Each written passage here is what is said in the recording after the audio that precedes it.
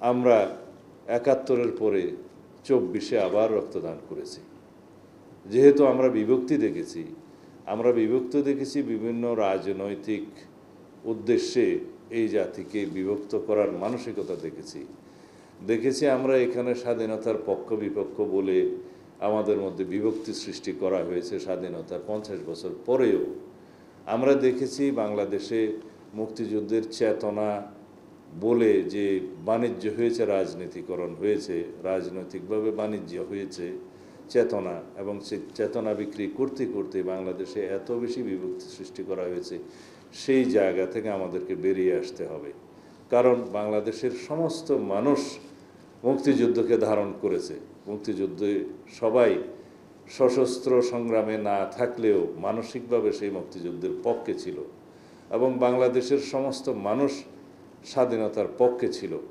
আমরা যারা স্বাধীনতার বিপক্ষে ছিল বলে যাদেরকে আমরা বিভক্ত করতে চাই, তাদের মধ্যেও বাংলাদেশের স্বাধীনতার পরে সেই স্বাধীনতাকে অস্বীকার করার মতো কোনো প্রকাশ্য মানসিকতা আমরা দেখিনি। যারা হয়তো বাংলাদেশের স্বাধীনতাকে গ্রহণ করতে পারেনি, তাদের মধ্যে কিছু কিছু ভিন্ন চিন্তা থাকতে পারে, কিন্তু সেরকম দুঃসাহস বাংলাদেশে কেউ দেখায়নি যে বাংলাদেশের স্বাধীনতাকে অস্বীকার করার মতো কোনো বিভক্তিমূলক বক্তব্য দিয়ে আজ পর্যন্ত আমরা দেখিনি।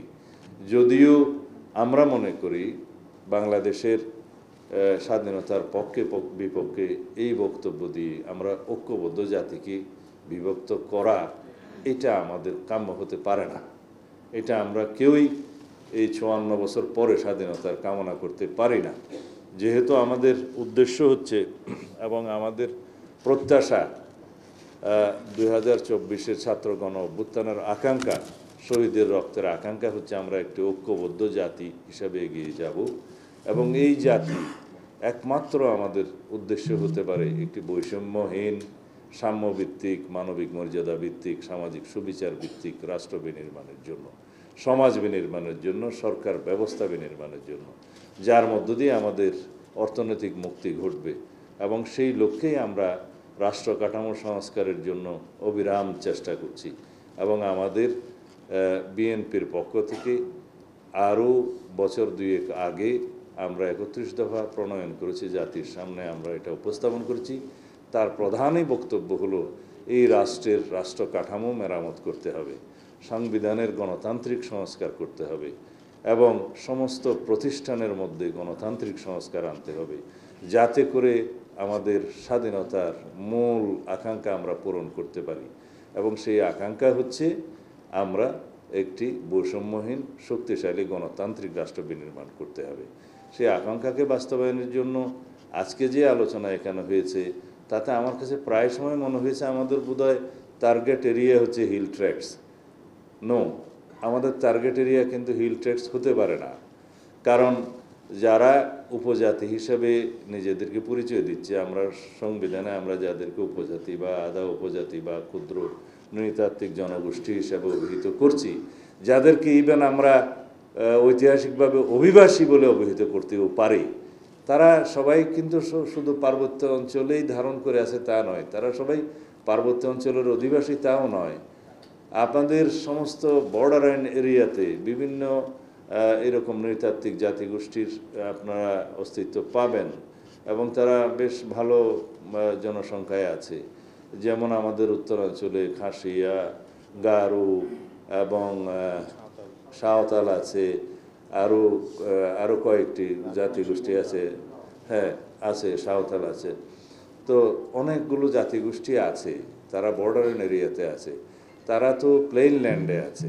তো প্লেন ল্যান্ডে কি আমাদের তাদেরকে পার্বত্য অঞ্চলে নয় বিদায় তাদেরকে সেই সুযোগ সুবিধা আমরা দেবো না, যেটা আমাদের কনস্টিটিউশন স্বীকার করেছে। আমাদের কনস্টিটিউশনে যেহেতু আর্টিকেল 27-এ সমতার কথা বলেছে যে প্রত্যেক নাগরিক আইনের দৃষ্টিতে সমান, কিন্তু কেউ কেউ আইনের দৃষ্টিতে মোর equal than the every citizen. কারণ এই মোর ইকুয়ালিটি এই জন্যেই দেওয়া হয় যে পৃথিবীর প্রায় সব দেশে আছে যে যারা সমাজের পিছিয়ে পড়া জনগোষ্ঠী, যারা বিভিন্ন কারণে উন্নয়নের ছোঁয়া হয়তো লাগেনি, শিক্ষা দীক্ষার ছোঁয়া হয়তো লাগেনি, সে সমস্ত জনগোষ্ঠীকে এমনকি নারী এবং শিশুদেরকে কিছু মোর রাইটস দেয়া হয়। এই জন্যেই দেওয়া হয় যে তাদেরকে ইকুয়াল বানাতে হবে বাকি সিটিজেনদের সাথে এবং এগিয়ে নিয়ে আসতে হবে। সেই জন্য আমাদের এখনও পর্যন্ত কিছু কিছু আমরা সংরক্ষণ রাখি, সেটা কনস্টিটিউশনের 28-এ আছে, 29-এ আছে এবং বিভিন্ন জায়গায় আছে। সংরক্ষণ এই জন্যেই রাখতে হয় যে তারা এটা ডিজার্ভ করে। হয়তো এক সময় দেখা যাবে সেটা 50-100 বছর পরে সেটা হয়তো আর রাখতে নাও হতে পারে, ততদিন পর্যন্ত রাখতে হয়। পৃথিবীর বিভিন্ন দেশের সেই ইনস্টেন্স আছে যে তাদের জন্য সরকারি চাকরি এবং বিভিন্ন ক্ষেত্রে সেই সুবিধাটা রাখতে হয়, যাতে করে তারা কম্পিটিশনে যাতে পিছিয়ে না পড়ে। সেই জন্য এই সুবিধাটা আমাদের এখানেও আছে, সেটা সরকারি চাকরিতে আছে, বিভিন্ন ক্ষেত্রে আছে, স্কুল কলেজ বিশ্ববিদ্যালয়ে আছে, বিভিন্ন জায়গায় আছে, সেটা রাখতে হবে। সেই সুবিধাটা আমরা বর্ডার এরিয়ার প্লেন ল্যান্ডের যারা উপজাতি বা আধা উপজাতি বা ক্ষুদ্র নৃতাত্ত্বিক জনগোষ্ঠী আছে তাদের ক্ষেত্রেও আমরা এটা প্রযোজ্য করি। অতি অবশ্যই সেই জিনিসটা আমাদের মাথায় রাখতে হবে। কিন্তু যে সমস্ত বক্তব্য আজকে শুনলাম, এবং আমরা অবশ্যই আমাদের জ্ঞান কম থাকলেও আমরা আগে থেকেই জানি যে আমাদের হিল ট্রেক্স নিয়ে একটি আন্তর্জাতিক পরিকল্পনা বিভিন্ন সময় থেকে চালু আছে এবং সেটা অনেক পুরনো। সেই বিষয়ে আমাদেরকে সজাগ থাকতে হবে, এই জন্য যে আমরা সবাই যদি অখণ্ড বাংলাদেশে বিশ্বাস করি, আমরা সবাই যদি একই সংবিধানে বিশ্বাস করি, আমরা যদি বাংলাদেশের স্বাধীনতা, সার্বভৌমত্ব এবং ভৌগোলিক অখণ্ডতাকে বজায় রাখতে চাই, তাহলে সবাইকে আমাদের বাংলাদেশের সিটিজেন হিসেবে সেই অধিকারের মধ্যে কনস্টিটিউশনালি ধারণ করতে হবে এবং সেই প্রচেষ্টা নিতে হবে, এবং যাতে করে আমাদের মধ্যে জাতীয় এবং আন্তর্জাতিকভাবে কোনো রকমের কোনো ষড়যন্ত্র কার্যকর না হতে পারে, সেই জন্য সবাইকে, যারা সচেতন মহল তাদের সবাইকে চেষ্টা চালাতে হবে। আমাদের সাম্প্রতিককালে কয়েকটি ঘটনা আমাদেরকে চিন্তিত করেছে, যেমন কুকি চীনের ঘটনা, সেটা আমাদেরকে চিন্তিত করেছে, আমাদের নিরাপত্তা বাহিনীকে আমাদের চিন্তিত করেছে। কারণ হচ্ছে যে তার পিছনেও অনেক কারণ আছে, যেটা আমরা সাদা চোখে দেখছি সেটার পিছনে অনেক পর্দার অন্তরালে কারণ আছে। যে এইখানে আমাদের পার্বত্য অঞ্চল এবং ভারতের একটি অঞ্চল, মায়ানমারের একটি অঞ্চল নিয়ে আর একটি বৈশ্বিক কোনো শক্তির পরিকল্পনা আছে।